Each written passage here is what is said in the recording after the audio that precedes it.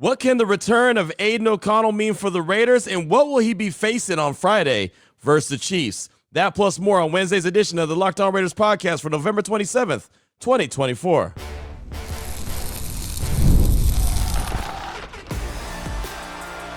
You are Locked On Raiders, your daily Las Vegas Raiders podcast, part of the Locked On Podcast Network, your team every day. And welcome in, Raider Nation, to another edition of the Locked On Raiders podcast. Thank you so much for making the show your first listen of the day. Thanks so much for checking us out, whether you find us wherever you find your favorite podcast or if you're checking us out on YouTube. We do appreciate that. The show continues to grow each and every day, and that's because of your support and because of the job my man Ari does behind the scenes on the YouTube page. We're over 16,000 subscriptions and growing, so thank you. Shout out to Ari at Ari Produces on Twitter, and of course, Raider Nation, cannot thank you enough for your consistent support of what we do here on the Locked On Raiders podcast.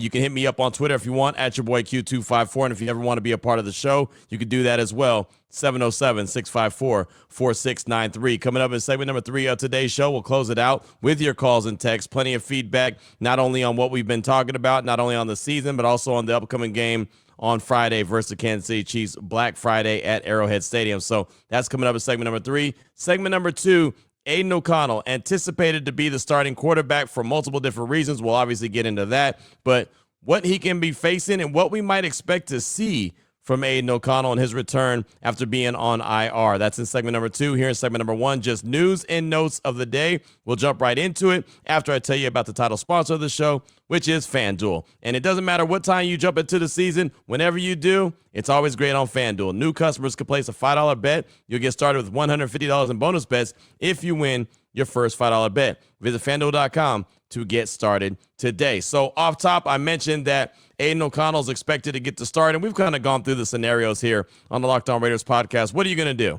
Desmond Ridder get the start, Aidan O'Connell come off IR, get the start, or you go outside the building and bring someone in. Still don't have enough time to get him up to speed and actually get the start. So it's not like the Raiders had a whole lot of options, but one that we kind of expected, even leaving the stadium on Sunday after the game, kind of expected that, okay, we'll see Aidan O'Connell on Friday. And to be 100% honest about the situation, if you want to go back to last week, Antonio Pierce said that Gardner Minshew was going to be the starting quarterback this week, meaning the game against Denver. So I kind of already felt Aidan O'Connell was going to get the start against the Kansas City Chiefs, but obviously with the season-ending injury to Gardner Minshew, you knew that had to be fast-tracked, and they didn't have an opportunity to kind of ease him into it, and if he's good to go, then put him in there.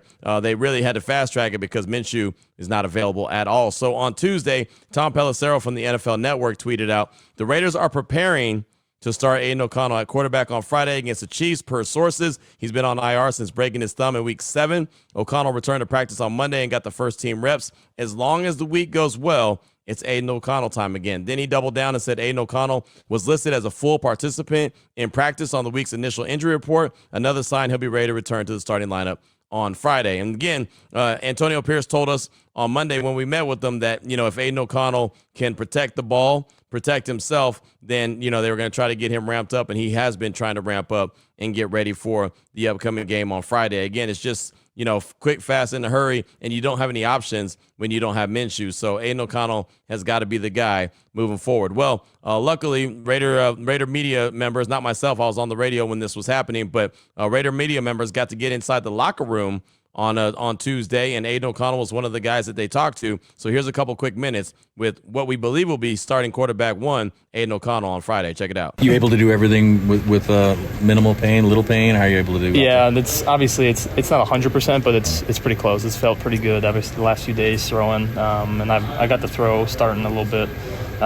in the last couple weeks, and that's been good. It's been kind of horrible not being able to do that.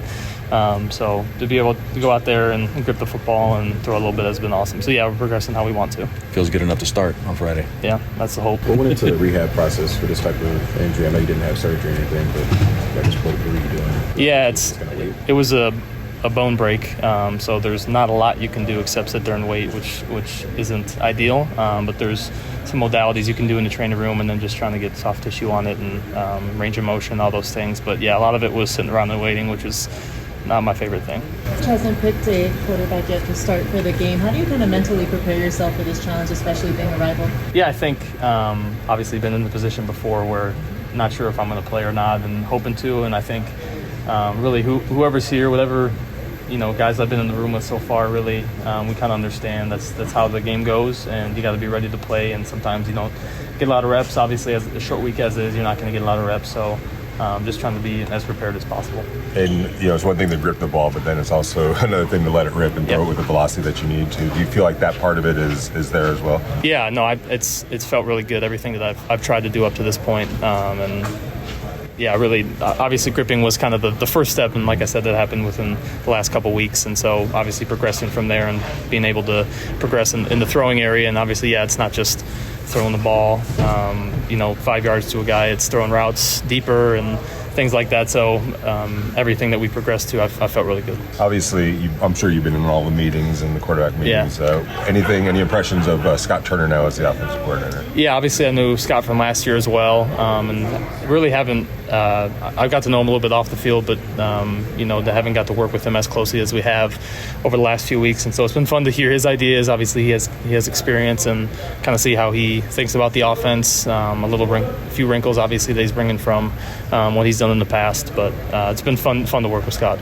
Since you were out during the OC change, from the perspective that you've had here over the last couple of weeks, what changes have you seen with the offense? Yeah, I think, I thought we've been moving the ball. I thought Gardner was playing really good football and playing winning football for us, and obviously it's been a mistake or two here in terms of the whole offense, the whole team, and so, I think we're trying to make the game plan, just strategize for our guys and to put our guys in the best position to make plays and do what they can and play fast. How frustrating have these couple weeks been, just to not be able to do it? As you said, you can't even really do much. Yeah, I've been a little stir crazy. My wife's probably sick of me, but it's been fun to be able to get back and, like I said, progress over the last couple weeks. But yeah, the first part of it was tough. How much can you pull away from Christmas Day last year, just playing with the atmosphere and having success? Yeah, I think obviously that was a different team, a different year. But yeah, Arrowhead's going to be loud. The Chiefs are going to be a good team, and they're going to make you earn everything, really. And so, you can, to a certain extent, lean on what you've been through, but I think it's definitely a new year and a new challenge. You've only been in the league for a couple of years. This will be your fourth different offensive play caller since you've been with the Raiders. How challenging is it to make that kind of adjustment on the fly? Yeah, it's not ideal, obviously. Would rather it not be that way, but, it's the NFL. There's no one really cares at the end of the day. People want you to produce and want you to play well, and so that's my job. So there you heard Paul Gutierrez, Vinny Bonsignore, Tashawn Reed, Heidi Fang, a couple of others there, Kevin Bollinger from Fox 5, all there in the Raiders locker room talking to Aidan O'Connell. And you heard what he said to Paul Gutierrez from ESPN right off top. That's the plan when he has a good enough to start on Friday. And again, it's about, protecting the ball. It's about being able to grip the ball and not only, be able to throw the short passes you heard O'Connell talk about, but also be able to let it rip. So again, we'll get into what to expect, what we might be able to see. It's not going to be easy for Aidan O'Connell to go into the belly of the beast after being off for the last 4 weeks and get to start against Kansas City, a really good defense, and put his best foot forward. But that's what Aidan O'Connell is going to attempt to do. Again, it has not been announced by the team that he's starting officially on Friday, but all indications are that he'll be there. And as soon as we find out and hear from the team officially, then we'll pass that along. Real quick, I wanted to go over the Raiders' initial injury report for the week. Of course, it comes out a day early since they are they're playing on Friday as opposed to Sunday, but did not participate. And remember, all these practices are really going to be glorified walkthroughs, not really real practices, but they're estimations. So the guys that would not have participated on Tuesday, Jacorian Bennett with the shoulder injury, Nate Hobbs with the ankle injury, Gardner Minshew, obviously, with the collarbone. He's out for the season. Samir White with the quadricep injury also did not participate. And Aidan O'Connell was listed on the injury report with the right thumb, but a full participant. Same as Harrison Bryant, same as Andre James, same as Cody Whitehair.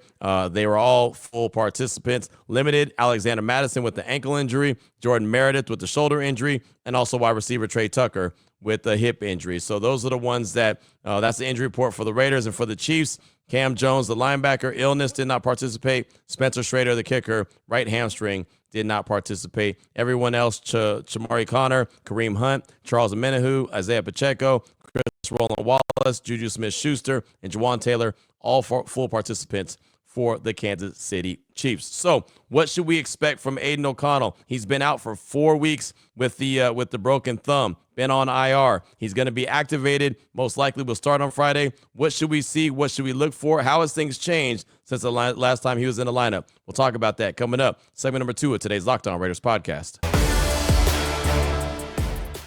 Before we get to that, though, I do want to tell you about a couple great sponsors here on the Locked On Raiders podcast, including Prize Picks. Prize Picks is the best place to get real money sports action. With over 10 million members and billions with a B of dollars in awarded winnings, Prize Picks has made daily fantasy sports accessible to all. You pick more or less on at least 2 players for a shot to win up to 100 times your cash. Run your game all season long on Prize Picks. Prize Picks is invented the flex play. You can still cash out if your lineup isn't perfect. You could double your money even if one of your picks does not hit. Prize Picks also offers weekly promotions that can lead to big payouts like Taco Tuesday each and every Tuesday. Prize Picks discounts select player projections up to 25% to provide even more value for your lineup. So think about this. If you think James Cook will get more than 60 yards next week, Joe Burrow maybe pass for more than 1.5 touchdowns, well, cook up hot takes with your friends and win real money this football season when you and your crew run your game on Prize Picks. So what do you have to do? Just download the app today. Use the promo code LOCKEDONNFL to get $50 instantly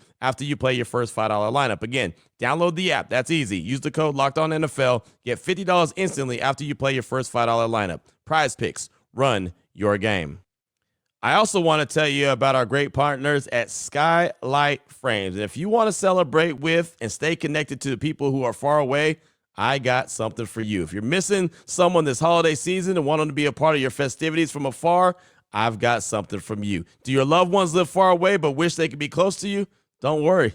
I got something for you. What do I have for you? Skylight Frames. So you got the perfect gift. You need the perfect gift. I mentioned I have it. Skylight Frame is a touchscreen digital photo frame your family will love. Upload thousands of photos with your phone and watch them appear in seconds. It's so easy to use. Setup takes less than 60 seconds. Invite friends and family to easily share photos via the free Skylight mobile app or email, and no account or subscription is required. How awesome is that? And right now, as a special limited time offer for all Locked On Raider podcast listeners, get $20 off your purchase of a Skylight Frame when you go to skylightframe.com/NFL. That's SKYLIGHTFRAME.com/NFL. Get $20 off your purchase now at skylightframe.com/NFL. Again, $20 off a Skylight Frame at skylightframe.com/NFL. All right, Raider Nation, here we go. Segment number 2 of today's Locked On Raiders podcast. Want to get into the conversation about Aidan O'Connell as he comes off IR. He's been back at Raiders practice. He's testing out the thumb to make sure he's able to protect the ball, protect himself, be able to, zip the ball around the yard and feel confident about that. So it's not the easiest task for him.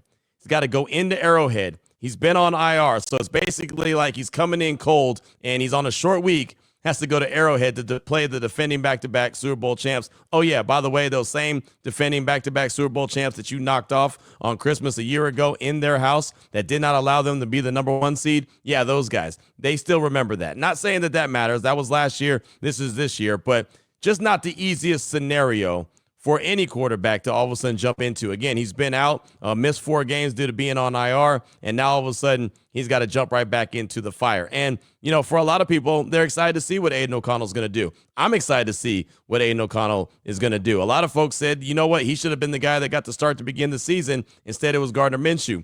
Regardless, no matter what the situation is, it doesn't matter. It's going into week 13, and now he's going to get his opportunity again. But the reality of it is, he's dealing with what was a right thumb break, right? So gripping the ball is probably going to be cold. I mean, the good thing is it's a noon kickoff Pacific time, so that's good. But, it's late November. It's Black Friday, so I'm assuming it's going to be a little chilly there in Arrowhead. So that's not going to be that easy. Having to grip the ball with his hand and have that thumb protect that ball so it doesn't get loose. So a guy like Chris Jones doesn't come through with the tomahawk, just a slash or whatever the case may be, trying to strip sack him, and all of a sudden he's able to let the ball go and turn the ball over. Like, that's the last thing you want, is a guy that's out there and the ball gets, ripped out of his hands a lot easier because he doesn't have a firm grip. So that's not a great scenario for Aidan O'Connell. But what has changed for the good, in my opinion, which was what I'm really excited to see, and not only that, not only am I excited to see what he's going to do on Friday against Kansas City, barring some kind of injury or just stinking up the place, which I don't think he's going to do, I'm expecting him to start the rest of the season. And I know some will say, well, what's Desmond Ridder going to do? To me, it don't really matter. I think Desmond Ridder is a backup at best. You might have a couple packages here and there for him. I don't know if you'll show it on Friday because you probably want to keep Aidan O'Connell in a rhythm if he gets into a rhythm. But maybe you have some packages for Desmond Ridder, but I just personally don't feel like he's it, right? And maybe, who knows, maybe we'll see him at some stage of the game. Maybe he'll get a start and be able to show what he can do. But I don't think that anyone in that building is counting on Desmond Ridder to come save the day. But for Aidan O'Connell, he's actually got a pretty good opportunity. As you heard in segment number 1 with the locker room sound with Aidan O'Connell, he already has a relationship with Scott Turner. He worked with him last year, so he knows what he's all about. He has been able to sit back, observe, watch, from afar what's been going on, what the offensive play calling is looking like. Scott Turner, in my opinion, and I'm sure yours as well, Raider Nation, is a much better play caller than Luke Getsy ever was. This isn't even Scott Turner's offense. I'm sure it's got some tweaks to it, but for the most part, this is still Luke Getsy's offense. Scott Turner's just calling it better. So he's got a offensive play caller that has experience, has rhyme and reason to what he's doing, and I know it's a short week, which is not very easy, but still has an opportunity to kind of cater to what Aidan O'Connell does well. So the one thing that we all say about Aidan O'Connell is he's got a very strong arm. Something I expected to see from him all season long was him trying to stretch the field with Trey Tucker. Now, I know Trey Tucker appeared on the injury list with a hip injury, but he had a pretty good day against Denver. He's got a lot of speed that we know can be on full display.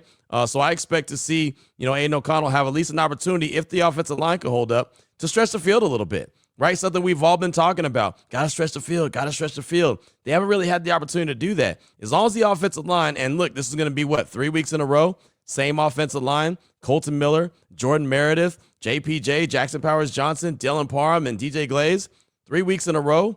I mean, all they can do is get better, right? And as I talked to Lincoln Kennedy on my radio show on Tuesdays, like they're looking better. They're not where they need to be. JPJ can't get silly penalties. I know he's trying to be, the tough guy, he's trying to play through the whistle, but at some point you can't hurt your team. So those 15-yard penalties, those unsportsmanlike penalties, he just can't do those, right? Trying to clear off the pile, I get it. Don't do it. Something Lincoln Kennedy said, someone's got to tell him he can't hurt this team. They can't overcome penalties like that. But you get the same offensive line, which is great, right? So, the play caller to me feels like, he's a lot better, and he'll do and set up some play calls where Aidan O'Connell to display what he does really well. Obviously, get the ball out of his hands quickly, get it to the playmakers. I mean, look, the last few weeks, look what they've had. Brock Bowers goes for 13 catches and 126 yards and a touchdown versus Miami. Fantastic day for him. Okay, Denver says we're going to take that guy away. All right, Jacoby Myers goes for 10 catches and over 100 yards, right? So now you've got two guys that are legit weapons, a healthy Brock Bowers and a healthy Jacoby Myers. And, oh, by the way, you get Big Mike back. This is Big Mike's third game. He's been out since week 3. He was out from week 3 to week 11. So now this is his third game back. He's just getting his legs back underneath him. He's just getting acclimated back to the system. Now, this is going to be the first game back with Aidan O'Connell, but he has experience with Aidan from last year. So that should be, I don't want to say seamless. I don't think anything in the NFL is seamless, but it should be easier to do. He already knows what Aidan O'Connell's about, and more importantly, Aidan O'Connell knows what Big Mike is about. Now, the problem is they still don't have a run game, but I say that with the asterisk because maybe they do.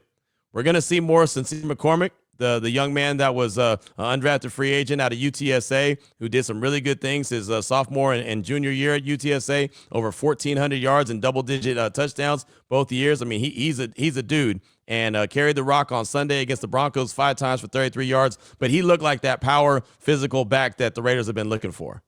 And if it took him to all of a sudden get the attention of Antonio Pierce and company and again, not have a whole lot of carries, but all of a sudden you see he can do something, great. Especially if the Raiders go out and start throwing the ball to try to loosen things up early. I know AP wants to lead with the run game, but reality is you might just be a team that has to throw the ball first to loosen it up for the run. And if that's the case, so be it.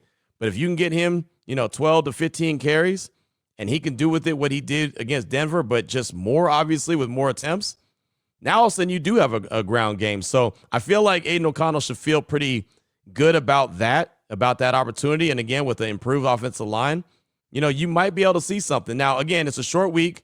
They're not really practicing. This is a downfall, right? It's a lot of walkthroughs, just like Tuesday practice was. But he's a veteran now. He's in his second year. He's on his fourth offensive play caller, which is pretty tough. You heard him mention that in the interview in segment number 1. But if there's one thing about Aidan O'Connell, I always give him credit for is he's a dude that has earned everything he's got from the time he was at Purdue when he was like 6th on the depth chart as far as quarterbacks go. I think he was a tight end for a while, was a walk-on, right? Had to earn his spot, and he did. Everything he's got, he's earned. So I know that hard work is not something he's going to shy away from, which is a positive for the Raiders. So I'm sure he's in the book. He's been studying, been ready, getting prepared for this moment to come back. Only thing is it's on a big stage going up against the Kansas City Chiefs in their home on Black Friday. Short week, but I mean this is why you're paid, right? This is why you're paid to be a professional, because this is what he can do. So I'm excited about this opportunity. I know a lot of Raider fans are down on the season because they're 2-9, and for good reason. I get that. But this is something I'm excited to see. We've been talking a lot about quarterbacks, the next quarterback, Shador, Cam Ward, others.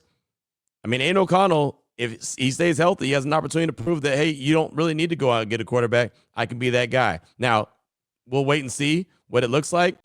I'm not going to be super down on him if this Friday doesn't go great, because I'm going to continue to watch the rest of the season to see how he grows, to see how Scott Turner can help grow. Again, this is a tough ask, man. Going to Kansas City on a short week against those dudes, those bloodthirsty Pirates that are going to be trying to get after him and test that thumb, right? I mean, if you're a smart defender, what are you going to do? You're going to try to attack that hand, try to attack that thumb, not in a dirty way, but that's what you're supposed to do. I mean, I played basketball a lot, and I knew when a guy was injured or maybe his ankle was a little tweaked, guess what? I'm going right at it, right? And as you're supposed to. You're supposed to do that, right? If you know that a guy has a ailment or some kind of injury, but he's still out there playing, you go and attack that and see how tough he really is. That's what you're supposed to do, right? And football players are that's exactly what they're going to do. There's going to be a lot of swiping at Aidan O'Connell's hand, so we'll see how it holds up. But I'm not going to hold a whole lot against him on Friday, regardless of what the outcome is. But I'm interested to see what he can do the rest of the way with everything I just mentioned. Offensive line is getting better, a better play caller in Scott Turner with plays that have, make rhyme and reason, make sense. Right? Brock Bowers and Jacoby Myers as a 1-2 punch. Big Mike back getting acclimated, and potentially a run game with Sincere McCormick if he can get something going. Right? There's a lot to like about the potential, and again, another reason to really focus in and lock in and see what the Silver and Black do. So what is on your mind? 707-654-4693. That's the Locked On Raider Podcast voicemail line. Your calls and texts will close out the show next here on today's edition of the Locked On Raiders Podcast. Before we get to that, though, I do want to tell you about another great sponsor here on the show, and that is Game Time. Game Time has a feature. It's called Game Time Picks. It makes getting tickets to see your favorite teams play even easier. It filters out all the fluff. It shows you only incredible deals on great seats, so you don't have to waste time searching through thousands of tickets. You can use the app to customize your spot. You can use the app for many different things. They've got the all-in pricing on the app, seat views on the app, lowest price guaranteed through the app. Game Time ticket coverage, yeah, you got it, all on the app. They've got the super deal. They've got everything that you need. And, of course, my favorite is the seats view. You can see exactly what it's going to look like before you buy your ticket. And, again, everything is all right there on the app. So right now, take the guesswork out of buying tickets with Game Time. It is not only sporting events. You can go to comedy shows. You can go to movies. You can go to anything that has a ticket. They've got you covered. Download the Game Time app, create an account, use promo code LOCKEDONNFL for $20 off your first purchase. Terms do apply. Again, create the account, use the promo code LOCKEDONNFL. It's all one word for $20 off. Download Game Time today. What time is it? Game time. Here we go, Raider Nation. Segment number 3 of today's Locked On Raiders podcast. Your calls and texts straight off that Locked On Raider podcast voicemail line, 707-654-4693. We'll try to hustle through as many of these as possible. First up, we'll start with our guy, Raider Izzy. He's calling with a statement about what has to happen next season if Antonio Pierce returns, and really, even if he's not back, basically what has to happen if the Raiders are to get a new young quarterback. Here he is, Raider Izzy. What up, Q, Raider Izzy? Wanted to throw something out there. I'm one for the belief. I don't think that Pierce is going anywhere. Just my opinion. I think that Davis wants some continuity, and I think he wants to kind of give him some time. I agree with you. I don't think he's lost the locker room at all. I actually give him a lot of credit. However, with that in mind, especially if we're going to get a quarterback in the draft, which obviously we are and we desperately need, We have to make sure that this kid is brought into a stable condition. Like, look at what the Bears have done, okay? Trubisky, they're unsure of the head coach.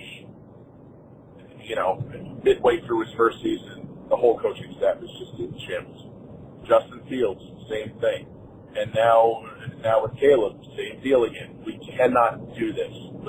Whether it's Shador, whether it's Cam, I don't care who it is. We can't do this.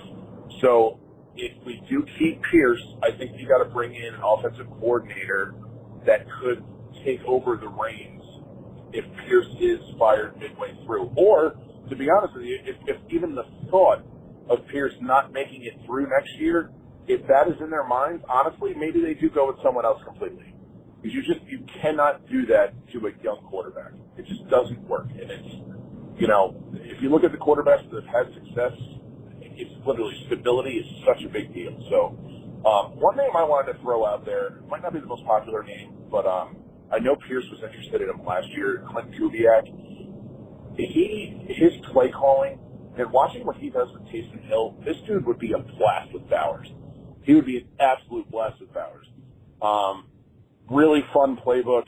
Let's be honest, we know his quarterback isn't, you know, the most. His quarterback likes to be conservative. Let's be honest. I feel like Kubiak is a pedal to the metal type dude, foot on the throat type guy. The Saints coaching staff, obviously, you know, Dennis Allen got fired. He could be available next year. I think he'd be a great offensive coordinator, and I do think he has a future as a head coach also. So that's a name I just wanted to throw out there. I know we're talking about Shermer with Shador. Fine, I get it. But, you know, Shermer's not a guy we want to take over if, God forbid, something happens with Pierce. So I just wanted to throw that out there. But love the show as always, bro. Later. Izzy, thanks so much for the call. Appreciate you. And, yeah, look, I refer back to what Louis Riddick said. The minute the Bears were given the number 1 overall pick, we all knew Caleb Williams was going to be the one that they selected, right? He said, and he put out a tweet, and I don't have the exact words, but basically to the extent of, whoever Matt Eberflus hires to be the offensive coordinator, that's going to be the most important hire in the building because they have to take care, they have to groom that young quarterback. And obviously he didn't get the right guy, right? He got Shane Waldron. Shane Waldron came in to replace Luke Getsy, and neither one of those was very good. Luke Getsy gets fired by the Raiders. Shane Waldron gets fired by the Bears. So clearly that didn't work out. Clint Kubiak is an intriguing name. UNLV's Brendan Marion is an intriguing name. I've mentioned Pat Shermer before. I know a lot of people poo-pooed on that, but if Shador Sanders is the guy, why not get the guy that knows how to get the most out of him? I'm just, you know, connecting the dots and adding 1 + 1. That makes 2 every day of the week and twice on Sunday. And to be honest, Scott Turner very easily could end up being the guy. What I've seen through 2 weeks with his offense has looked pretty good. So who's to say if he has a top-notch quarterback or even what he's going to do with Aidan O'Connell the rest of the way? May look really, really good, and we all might look back and say, hey, you know what? Got a really good OC. Just didn't have a really good OC to begin with, man. AP hiring Luke Getsy, he had the guy right there in Scott Turner. That could end up being what we say at the end of the day. Now, again, it's evaluation season, and we'll be able to break that down as the team moves forward. So far through 2 weeks, it's looked pretty good. The red zone is the struggles. Last week, 1 for 5. That's not going to work. It's going to be the job of Scott Turner and company to dial up something good to have success in the red zone. Got to get touchdowns, especially against this team you're going to face on Friday. Field goals aren't going to get it done. So, Raider Izzy, thanks so much for that call. I do appreciate you. Up next, got a text from Raider Jason in the 304. Says, good day, Q. Raider Jason from the 304. Here's some feedback from the game and current state of the team. 1, what do the Raiders do at quarterback? Something else. I absolutely don't want someone to get injured to make the change. I hope Gardner a speedy and fully recovery. Hopefully O'Connell can finish the season. 2, Sincere McCormick runs hard. He needs more carries. White hasn't run that hard all season. 3, we can't score in the red zone. You can't constantly kick field goals and expect to win, especially on Friday against the Chiefs. And 4, we got swept by the Broncos. This team is significantly worse than any other team in the division. They need an exceptional draft and need to be aggressive in free agency. As always, love the show. Wish you and your family a happy Thanksgiving. Just win, baby. Go Raiders. That's Raider Jason in the 304. And yeah, I mean, there's a lot to unpack there. I'm with you. Never wish injury on anyone. Hate that for Gardner Minshew that he's not going to be able to finish the season. It was just like a sad scene seeing him say goodbye to his teammates in the locker room following the game on Sunday. But that's what the NFL is. It's a business, and every player in that locker room knows they're one play away. Sincere McCormick, I co-sign that. I rubber stamp it. Whatever you want to say, I'm with you 100%, and he will get more than 5 carries on Friday. Trust and believe that. And hopefully O'Connell can finish off the season, finish off it strong. And I do believe that the Raiders need to do a lot of work, upgrades in the offseason. I believe quarterback, but again, O'Connell will have the opportunity to prove that quarterback is not a need, and he'll do that starting on Friday against the Chiefs. So thanks so much for that text. It's always great to hear from you. Up next, got a call from Nate Glass in California. Remember, he's a Steeler fan, not a Raider fan, but a frequent caller to the show, and we welcome him in with open arms. So Nate Glass is calling to talk about this game coming up on Friday versus the Chiefs and what he wants to see. Here he is, Nate Glass in Cali. Hey, Q. Nate Glass from California. Just wanted to chime in before this Kansas City game on Friday. We all know the record, 2-9. You're going up against the champs. You know what I'm saying? There's not really much to play for. But realistically, this is something to play for. Beating the Chiefs, your arch rivals in their house. This is something to play for. But what I wanted to say was, if you're going to play spoiler, play spoiler. Get physical, but also take some chances. If you guys got some gadget plays that you guys been working on, that you guys haven't revealed yet, bring them out. Let me see some shit. I want to see a fake field goal, a fake punt. If you're going to play spoiler to the Chiefs, let's do it. From 4th and 6, go for it. What more do you have to lose? You're 2-9. Your job now is just to F up their season. You know what I'm saying? Throw them out of the first place contention. F up their season. 4th and 6, go for it. Just get physical, get risky. That's what I want. That's all I want in this game. You know what I'm saying? Just like I say, just be physical, man. Just be physical, compete. Aidan's still my boy. I believe he can get the job done. So just go out there, compete, be physical, whoop their ass, and just take it to them, man. That's all I want. That's all I want, Raiders. Just take it to them, be physical. Saw what the Panthers did. They almost pulled it out. And I believe you guys are a better team than them. So just be physical. That's all I want. All right. Nate out. Nate Dogg, great call, my man. Good to hear from you. And yeah, spoiler is a fun role to play, right? The Raiders played spoiler against Kansas City last year on Christmas. And, some will say, well, not really, because they went on to win the Super Bowl, hoisted Lombardi. And you're right about that. But they had to go on the road, right? The Raiders stopped them from being the number 1 seed, went into their house, punched them in the mouth, got the victory. They had to go to Buffalo and get the dub. They did. They had to go to Baltimore and get the dub. They did. Now, that's on Buffalo and Baltimore for not finishing the job, but the Raiders did you a favor. The Raiders did you a favor by making those guys go to your house. You just couldn't get it done. So they somewhat played that spoiler role last year. I would have no problem if they played the spoiler role again this year, right? The Chiefs could, end up being the number 1 seed in the AFC. If they do they've got to win a couple games, and there's a few different scenarios that are out there. But, yeah, I would have no problem with the Raiders playing the spoiler. They did pull out a trick punt, a fake punt last week, and I'm sure that they probably won't do the same thing again this week, but now the Chiefs have to work on it because it's on film. It's been shown that they can do it. They haven't ran a fake punt. I couldn't tell you the last time the Raiders ran a fake punt. It might have been, now that I think about it, it might have been a fake punt from Shane Leckler. Was that, or no, it wasn't Shane Leckler. No, Shane. I remember Shane Leckler. Remember he threw it towards the goal line and it was incomplete. And they at first called pass interference. It was going to be 1st and goal on the goal line. But then they said since he was lined up as a punter and once he touched the ball, it was more like pass interference was okay. Basically, that's what they're saying. Marquette King, I want to say he was the last one. And remember, he ran it. It was at the Coliseum. Was it on that Thursday night? I can't remember if it was on purpose that he ran the fake punt or he just did it on his own. But remember, he ran up the sideline for a big gain. That was probably the last time they ran a fake punt. Well, they did it, and they pulled it off on Sunday. A.J. Cole to Divine Diablo, and A.J. was just like, don't mess up the throw. Don't mess up the throw. And they got a good laugh out of that and said, A.J. might not be the best guy to throw that pass, but he did get it done. So, yeah, I'm with you. Pull out the stops. Why not? right? Pulling out the stops. There's nothing wrong with that. Nate Dogg, it's always good to hear from you, my man. Thanks so much. Appreciate you. Next up, got a text from Cucamonga Raider. He said, what's up, Q? I had the opportunity to attend the game against the Broncos with my family on Sunday. I hesitated all year long because of the coin you have to drop these days. Despite the loss, the time spent with loved ones and fellow fans is always priceless. I never thought I'd say this, especially coming from a guy who was excited for the move to Vegas, but the spirit and energy of the old Oakland Coliseum is truly missed, especially during these rivalry games. I've been going every year to Allegiant since they opened it to the public after COVID, and our identity continues to fade, slowly turning from the baddest, proudest, and loudest fans to ones that don't show up both physically and mentally. The energy was lacking as you walked into Allegiant this past Sunday. Sure, we had moments in the game where we sounded off, and maybe I'm getting a bit dramatic, but I've been to some blowouts against the Raiders at the Coliseum, and never did I see a division rival's fan base taunt or wave goodbye to the Raiders fans as they filed out of the stadium or talk smack to our Raider players on their own field.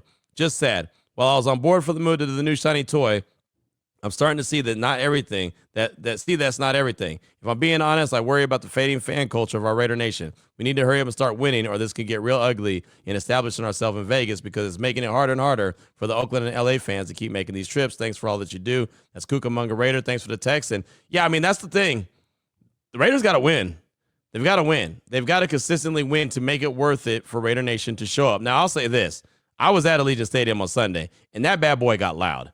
Every time 3rd and long came up, it got loud. Now, Bronco fans made noise as well. Look, I don't want to get it twisted and act like they didn't. They made noise, and that's definitely different from a guy that went to the Coliseum plenty of times.